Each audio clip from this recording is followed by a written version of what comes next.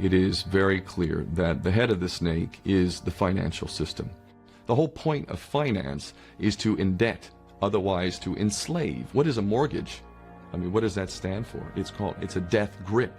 So when you get a mortgage, you have a death grip held over you because you are in debt. You don't even own the house. The bank owns the house that loans you the money to buy the house, unless you're fortunate enough to have all the money to buy it outright. And even then, you can be taxed by the government, and if you fail to keep up with those taxes, the government can then take it from you. The whole system is based on a financial fraud, which effectively takes the power that we have and it gives it to a tiny group of individuals who are running the world through the control of finance.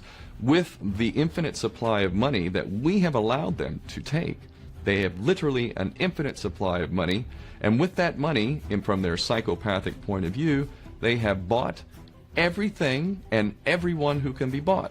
So those of us who cannot be bought, because we operate on a level that goes way beyond the material, we are not rewarded for such behavior, we are punished for such behavior. And the most slovenly, disgustingly criminal, pedophilia, corrupt moral individuals, those are the ones that are rewarded in this system, which is upside down.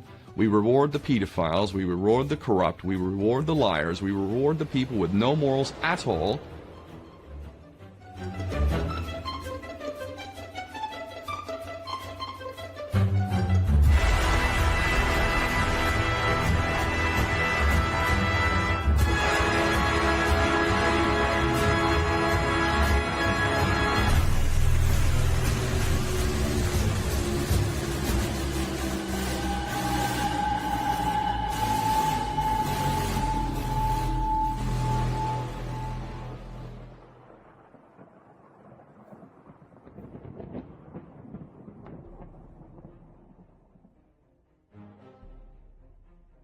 In the middle of the 19th century, Moses Hess formulated the first written principles of communism.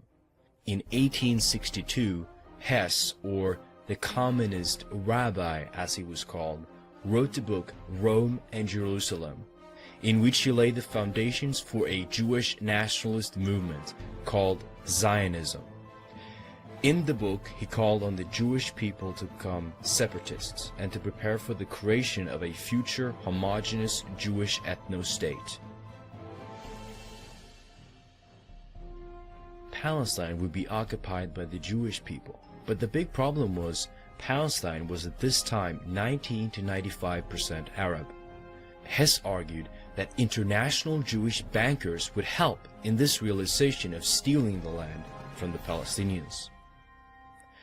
Hess suggested in his book that one last race and class struggle was being developed between the Aryans and the Semites. In this fight, Hess predicted that the Jews would stand as winners and the Europeans as losers. The Jews would stand superior over all other peoples, and because Jews had preserved their racial purity over the centuries, it would give them a leading role in the world. Hess essentially promoted eugenics and racial hygiene for the Jews, and talked about a future Jewish ethno-state. He also referred to Christianity as the religion of death. Fascinatingly, he predicted a future war in Europe, with Germany, Italy, and Austria involved as part of a race struggle.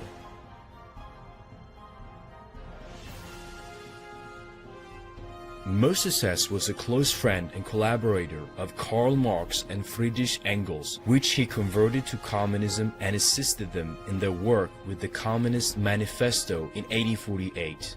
This proves that socialism, Marxism, communism, and Zionism in fact share the same roots. Although they traveled different paths, they had the same common goal: domination of the world. They all work and plan for the day when the chosen race shall inherit the earth. Karl Marx, real name Moses Mordecai Levy, was descended from a long line of famous rabbis who were so-called Talmudic scholars, from which is the source his own philosophy was derived. Marx's grandfather was a rabbi by the name of Mordecai. In fact, his grandparents were related to the Jewish Rothschild family through marriage.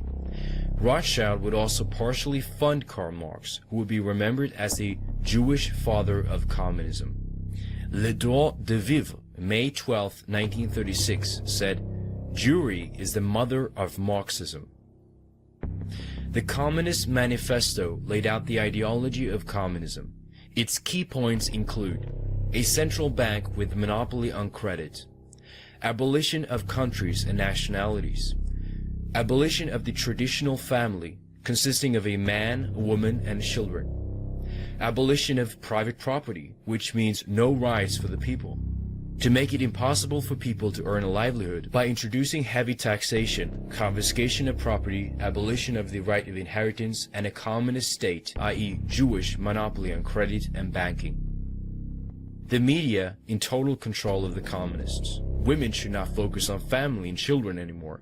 In their own words, communism wants to do away with the status of women as mere instrument of production, and abolition of Christianity and morality. Marx refers to this totalitarian scheme as dictatorship of the proletariat, and his cult followers promote violence, class envy, and hostility towards free markets, family, business, tradition, and Christianity. Today, they are instrumental in the destabilization of Europe. Marx also openly encouraged genocide against Slavs, referring to them as racial trash, and that they must perish in a revolutionary Holocaust.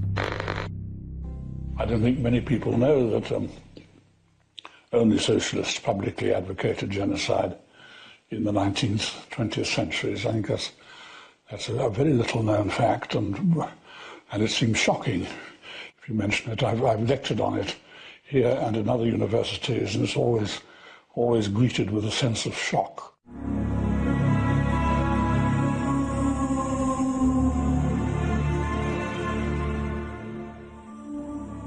First appeared in January 1849 in Marx's journal Neue Rheinische Zeitung.